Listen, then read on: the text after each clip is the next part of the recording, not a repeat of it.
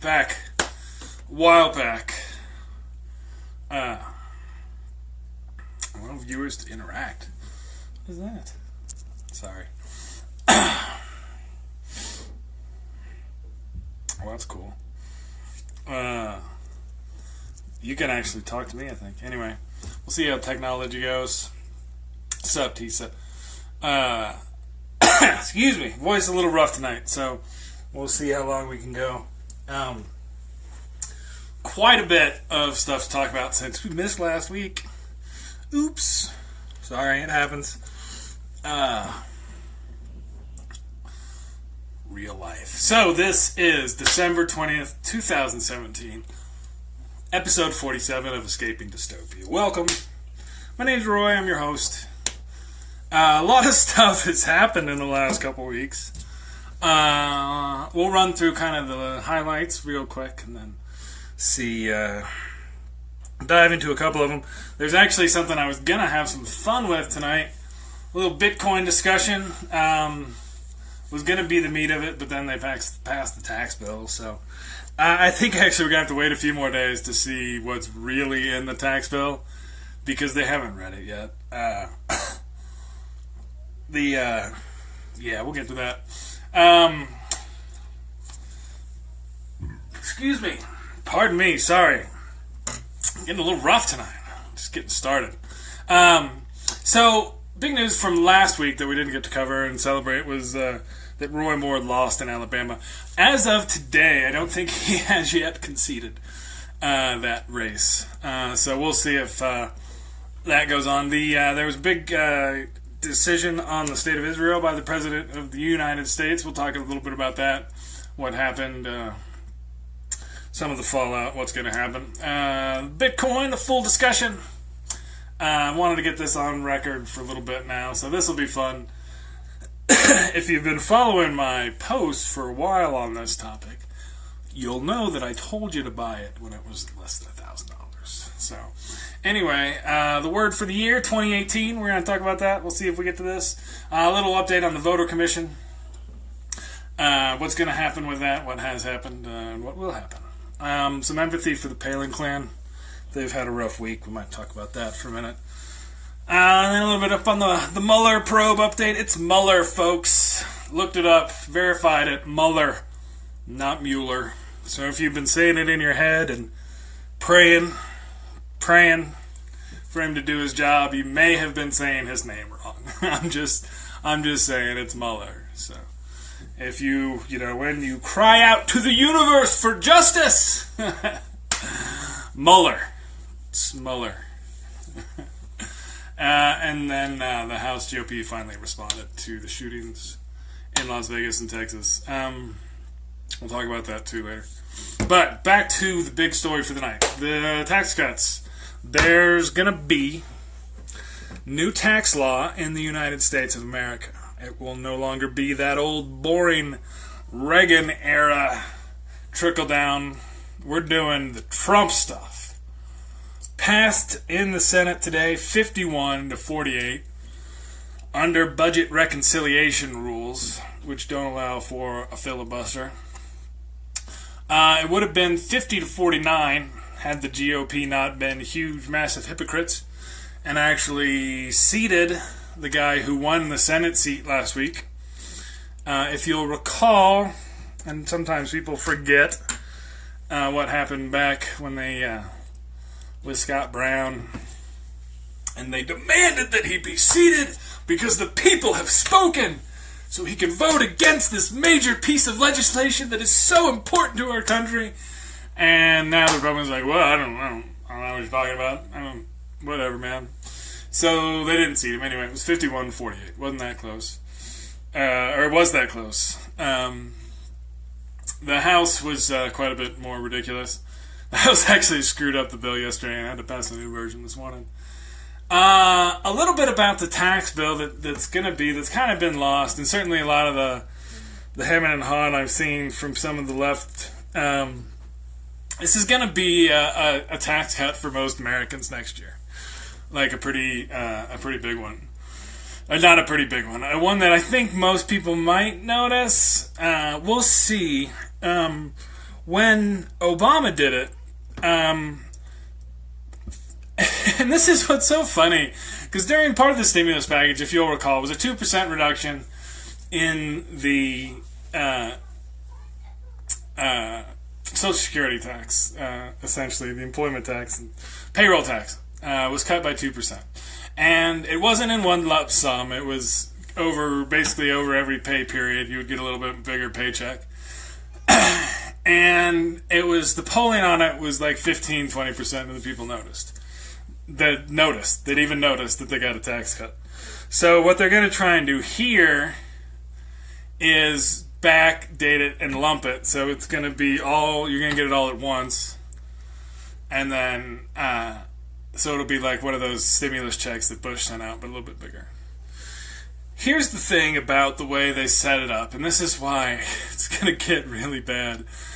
And not that long to do it. So, in order to pass this under budget reconciliation rules, they had a maximum amount of money they could change, basically vary from our current budget, right? And that was set through a mathematical formula, basically $1.5 trillion over 10 years. So that's, $150 billion a year. So that's how much that the change in tax law could affect the baseline of the economic outlook for the country without triggering without going outside budget reconciliation rules, which is where they get to do it for 51 votes, right? And this is so exciting to find some government fun. So the way that they did this to also get this big tax cut is to weight it over the years. And that's why you've seen a lot of the graphs that are like, well, in 2027, you're going to see tax raises by this much to all these people, right? And if you're in this tax bracket, you're going to be seeing a tax raise, whereas by the end of this, pretty much all the benefits are going to go to the wealthy.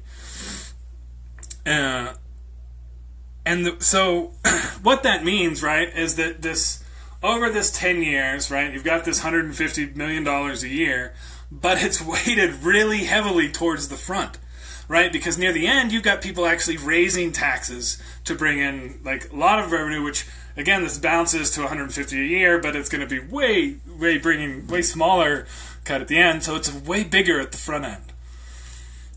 And there's a couple other things I'll talk about here in a second. So one of the things you're going to see off of this, revenue is going to plummet next year. Our deficit, right, the yearly difference between income and spending is going to go huge, quick, like really fast. Especially if they make this retroactive. And I didn't actually check, and my bad on that. But I think it actually is going to be retroactive for 2017. So it will affect the taxes that everyone files this year. Which means that as the government receipts start to come in the first few months of the next year, you're going to see these just alarm bells start going off that the deficit is going to jump up to $700-800 billion next year. That's a prediction, by the way. There's a few predictions that are coming with this show tonight. Because this stuff this is straight up math. So, we'll see. Alright, so that's the first one. Deficits are going to go just through the roof immediately. Excuse me. So, the deficits are going to go off quick. So, in the springtime, the Republicans are going to start talking about entitlement reform and saying, well, we've got these huge problems with, we're not paying for this stuff, and now we're getting all these huge deficits, so we got to cut our entitlements, right? The Social Security and the Medicare and Medicaid, which they've already been scaling back and already talking about, doing their whole block grant thing.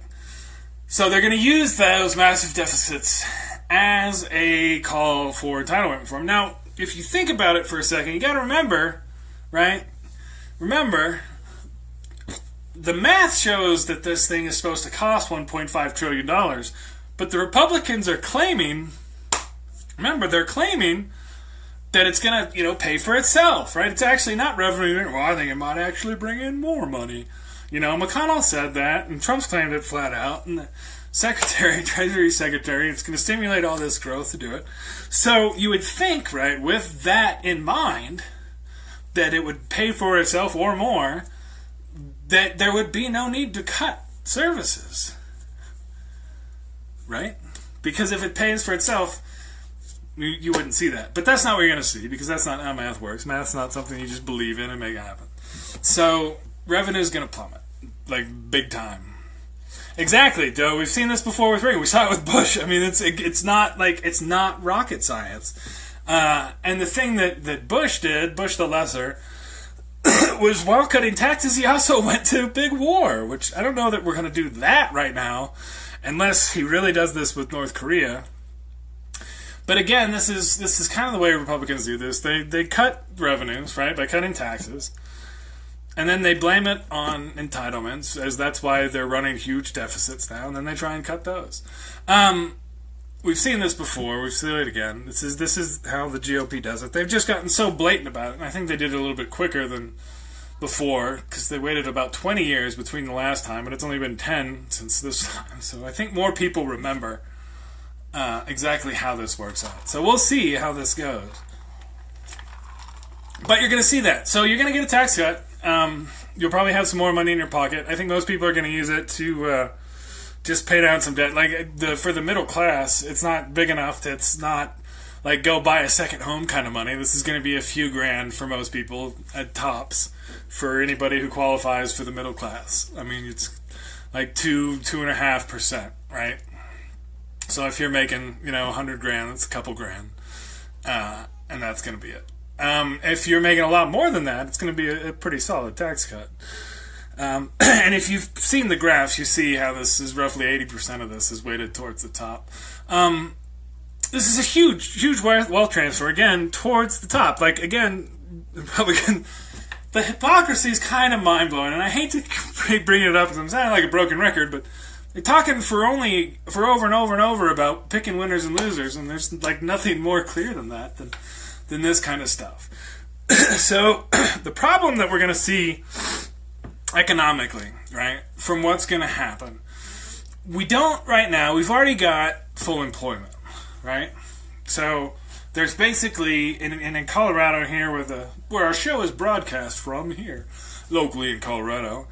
I think the unemployment rate is something like 3%, which is just, that's below or, above, however you want to look at it, what's generally considered full employment.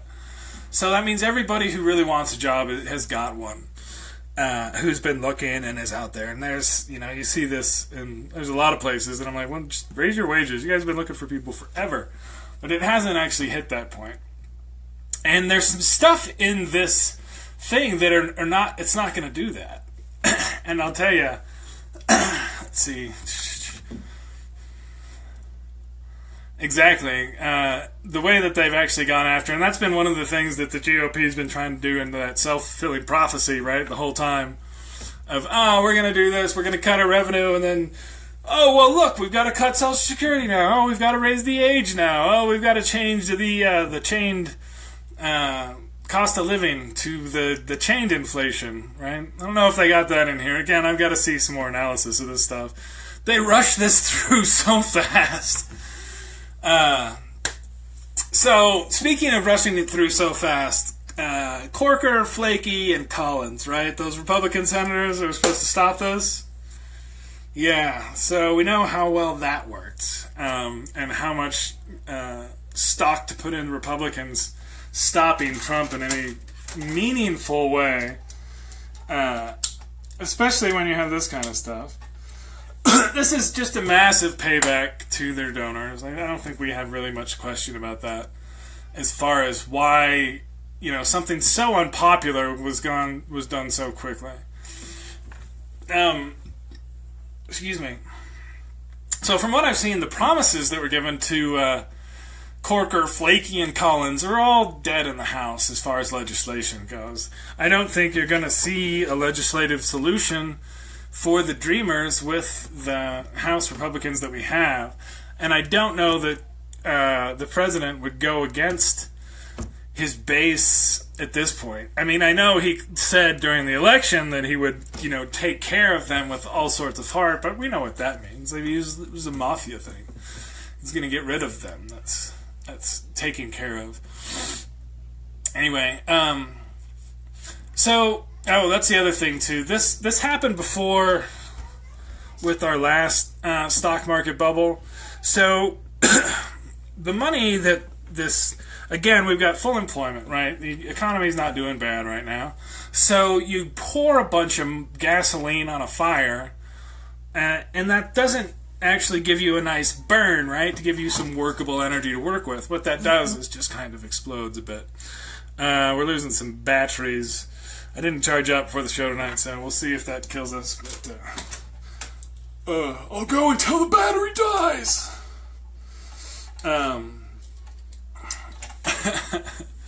So anyway, sorry, I've got to watch. There's all sorts of things going on. You know, it's a live show. Every little thing I do, you guys don't see. So anyway, when you have a situation, right, where you've got full employment, the economy's going along, you pour a bunch of gasoline on it. So basically, people who have a lot of money now have more money that they don't need to spend. So where are they going to put it? And that's the idea that, oh, well, they'll be encouraged to invest it here in the U.S., and then we'll get all these people and have all these new jobs. But there's no doing what for whom, right? Unless there's another need for that, you're not going to just hire more people to do the same amount of work. Or pay more to the same people to do the same work, right? There's no incentive there to get that. So there's not going to be a reason to invest in American companies or American companies. We're already full with employment and growing well. So it's going to be a lot of this in the stock buybacks and dividends, right? So these big companies that just got a 10% cut in their total taxes can then just immediately reinvest that back into their own stock price to then make their shareholders happy. I mean, then it's easy peasy done, right? And then moving forward from there, you take your new lower tax rate and then you just go on, right? So it's not the idea that this is going to create jobs or make wages. There's a couple other things in here that are actually really going to be really bad. I think because of the loss of taxation of foreign income, right? That's part of the deal here. You're going to see a lot of foreign investment in companies and a lot of jobs moving overseas. And then there'll be in companies that can then make large profits that won't be taxed here. And then you just wash it through a tax haven, which, of course, no one's going to enforce because the IRS is understaffed. And boom. And that, again, revenue goes through the floor. There's another thing, too, that they've got in here. It's their accelerated depreciation. This is kind of boring tax talk, but essentially it lets them to write off capital investments immediately. So if you buy a new piece of factory equipment for $500,000, you can then take that cost and take that as depreciation immediately. So what that means is, if, say, you buy $300,000 worth of new robots to replace a couple of your workers, you get to immediately write off that investment and take that loss, making them essentially tax-free, whereas actual workers are not tax-free. So there's going to be this massive and large incentive that's kind of this loophole that's built to drive the whole economy through, right? This is a rewrite of the tax code that really, really, really incentivizes automation and investing in capital automation. I think I just made up that phrase, but you're going to see capital automation all over the place.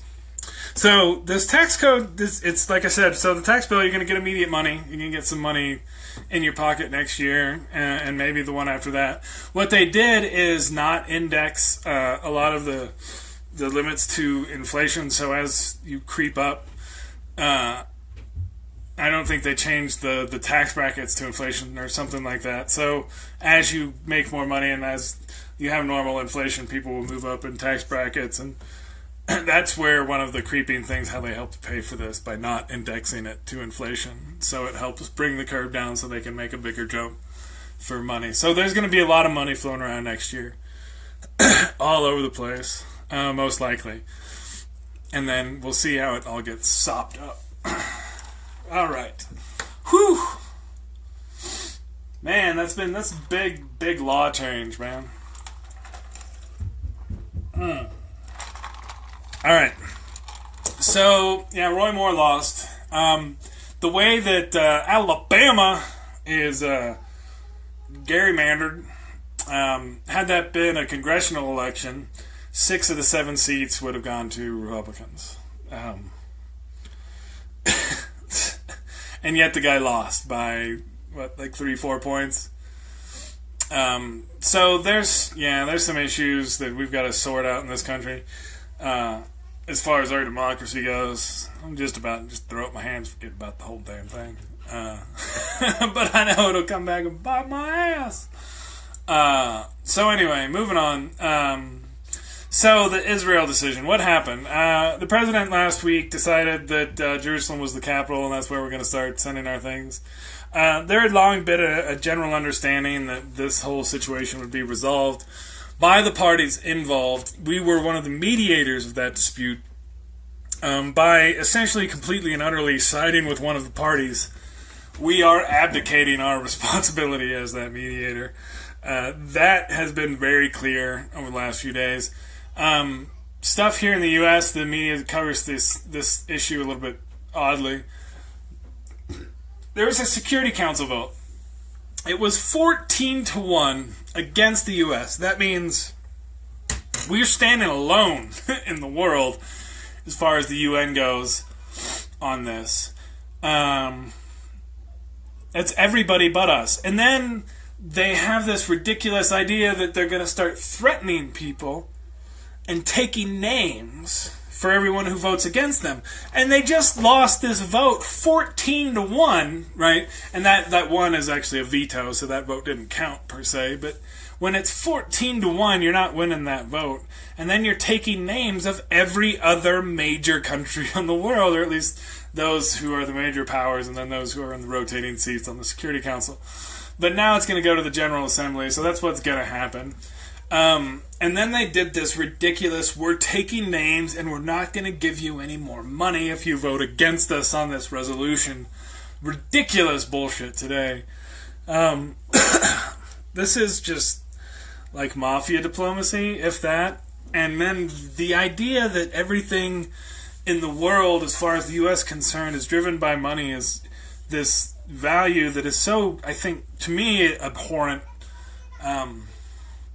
And we'll talk about why as we get to our next topic, but that's not where we want to be, I think, as a country. So you got to come out of this within a week. The U.S. has basically expelled itself as a mediator. You see a number of countries in the Middle East now looking to China or perhaps Russia to take that mediation role. We'll see if China wants to step up and do that. They're, I think, much more interested in taking over as the economic power of the world as opposed to the moral leader.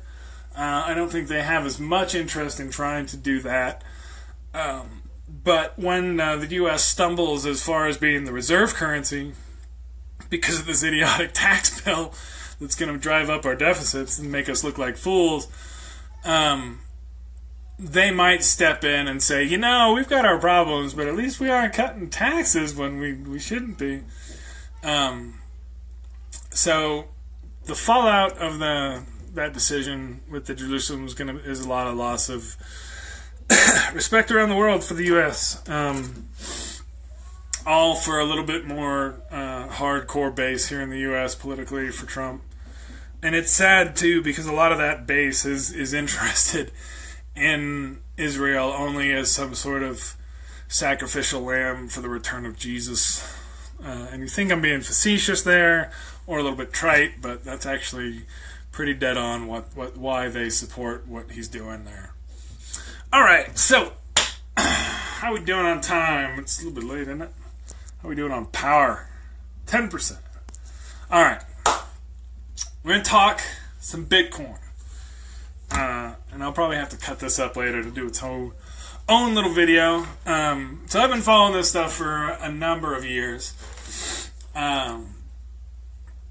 Just because it was interesting and saw a few things. So I've read a few articles here and there and have a decent basic understanding of what's going on. So I was going to share a little bit of that with you guys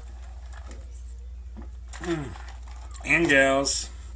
And so hopefully communicate a little bit of this. So one of the things you kind of have to talk about when you're talking about the value of Bitcoin and the idea of it, just so we can understand each other, is what's really kind of the value of money, right? It used to be a little while back that there was like, well, money's worth shiny rock. That's what money is. You get shiny rock for money. Things were backed by gold or silver. Oh, it's shiny and it also conducts electricity. That's what backs it? Okay, interesting. We moved beyond that after some world wars where people were like, oh, you mean I can just shoot you and take all your gold, which means I got all your money, and then I buy all their gold, and then I got all the money, huh? Well, I guess give me your country. So that whole gold standard thing didn't work. So we moved to some other ideas. And what's called now fiat money, which is to mean it's created by fiat, which is to say by executive order, in a sense. And that's how our money exists now. That's what backs its value, right? So the value comes from its being used as a medium of exchange. One of the things that gives the dollar its value globally is that it's used for trade. The concept of petrodollars, perhaps you've heard, right? The oil is valued in dollars, and that's the easiest transaction to make with it. Although it's not, of course, difficult to do all these things in other transactions. Part of the idea of money itself, right, is to make transactions easier. That is the value they provide. Now, the value that they provide as a percentage of a transaction, that's a much more difficult question. And actually is one that the Bitcoin protocol is constantly solving. How much is it worth for you? How much is it worth for you for me to do what you want? That's actually a big part of how the Bitcoin network works. What a Bitcoin is, it's essentially a solution to an algorithm, right? It's a solution to an equation, I should say. There is this, that's kind of what's at the core of the idea. So that's what a lot of these computers are out there mining, they're number crunching to build the blockchain for previous Bitcoins that have been mined, and then also finding new solutions to this algorithm. There are, this is my understanding, roughly 21 million solutions. Each one of those kind of represents an individual Bitcoin. Bitcoins can be wildly divided. In fact, one of the ways I was talking about that idea of motivating people to process your transaction, one of the ways that that's measured, or actually the way that that's measured, is in Satoshis. A Satoshi is 1/1000th of a Bitcoin. So each one of those 21 million Bitcoins could be potentially divided into 2 billion pieces for each one. So there's a lot of pieces, right, that can be exchanged. And then potentially, right, you could have 1 billion different owners of a single Bitcoin. But that's at the far end of the spectrum. So, how much value do they have? Well, again, that value comes from their use as a medium of exchange, same as the other stuff. In the world that we have, where we're moving, unfortunately, in certain situations, towards more closed societies where America first, or, you have a Chinese firewall dividing the internet, and those are the two biggest countries of the world, there is a certain amount of tension between trade. So that money exchange thing, you can start to see how in that kind of world, and then you have countries where, and this is where some of the more nefarious parts of it, countries that have been banned from international trade, or more importantly, people who live in those countries who still want to have some ability to have some purchasing power globally, right? Anyway, there's a number of scenarios you can come up with where there's value that's created from this thing existing. So the thing, right, is that little piece of the solution to an algorithm that you own or whatnot. So that's kind of what the mining is. After I was reading about this today, actually. After they've mined all the bitcoins and found all the solutions, there's still that incentive to continue to run the network, because that's how the network works. It consumes a great deal of processing power to continue to update itself with the blockchain. It's a distributed computer. Some really neat stuff. It's very, very 21st century. But anyway, as of about 7:30 tonight, one Bitcoin was worth about $16,500. Bitcoin Gold, which was a fork, was worth about $3,500 per. Ethereum's up to about $800, and Litecoin's up to about $310 per. Now, all these prices are about like 10 to 20. In the case of Ethereum, about 100 times what they were last year. This has been, this last month, the digital gold rush, to put it extremely lightly. And just to be clear, I've got a little bit of money in some of this stuff. Not nearly as much as I should have, as I kick myself in the face over and over and over for not, if I'd have just, done that, I could have bought the house.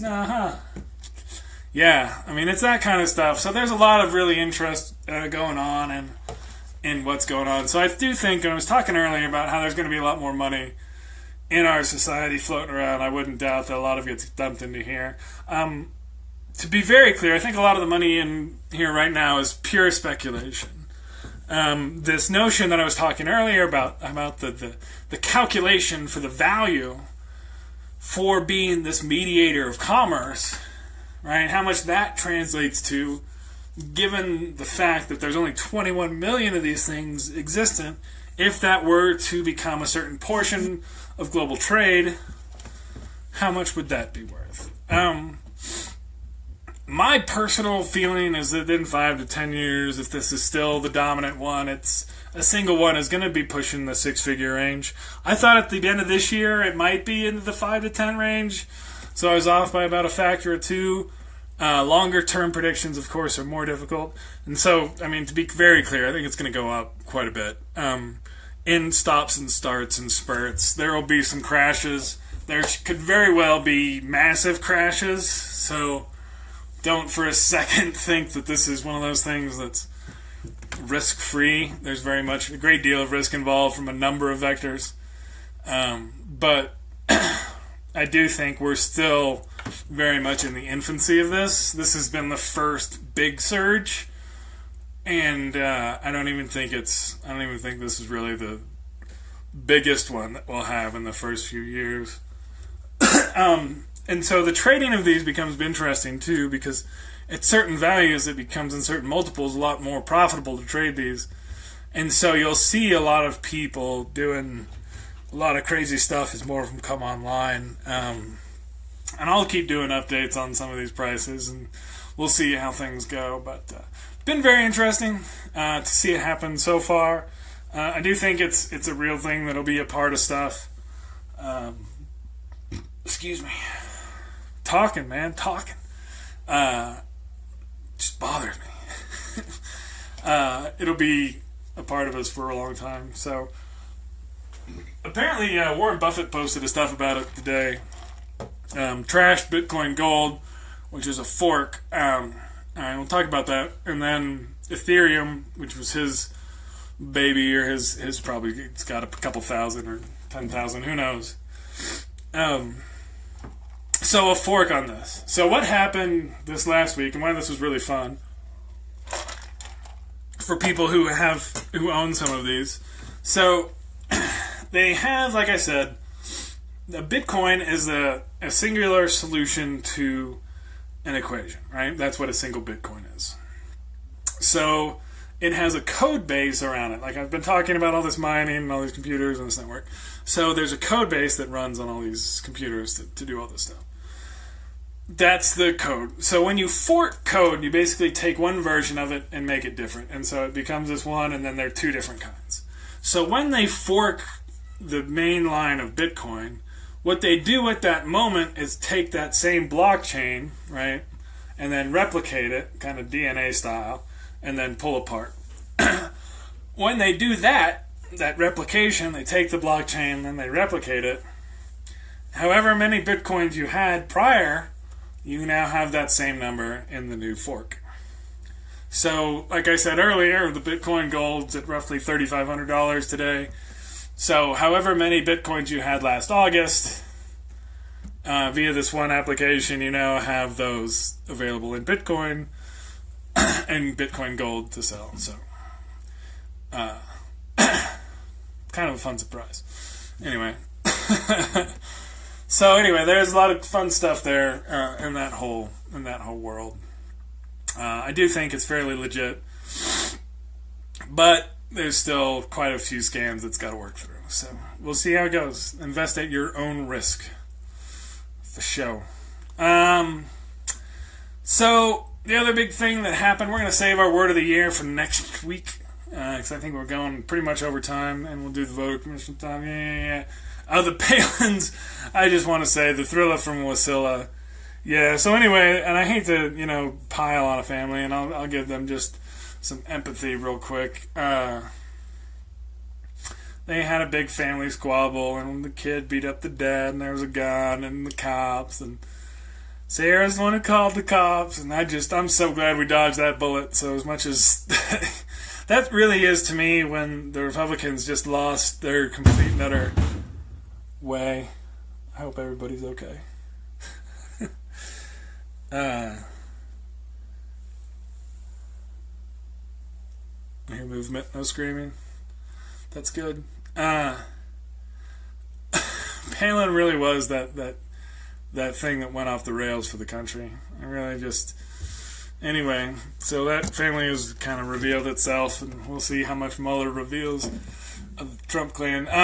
But yeah, the other thing that happened, and we'll have to do a whole nother show about it, is the net neutrality loss of that.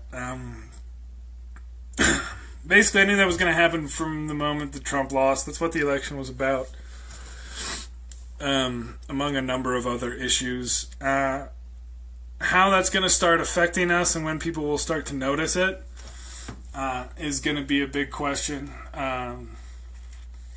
We'll see. It could be pretty nefarious, because that's the whole idea of having these kind of rules and laws, is so you have something to challenge once you find out that they've been doing something bad. With this, the way it's going to be now, once you find out, it'll be like, well, yeah, that's what we're doing. What are you going to do about it? Switch ISPs? I mean, what? There's one other one. Okay, go try them. So we'll see how that goes. I'm not real excited about that. That's kind of sad face. Oh, well. There we go. Sad face. What if there's a good sad face here? I don't know if those are even working. All right. With that, we're going to save some of these for a little bit for next week. So I would like to say Merry Christmas. Because we probably won't do our next show until after the wonderful holidays. So there is that. We got Santa the 2nd over here.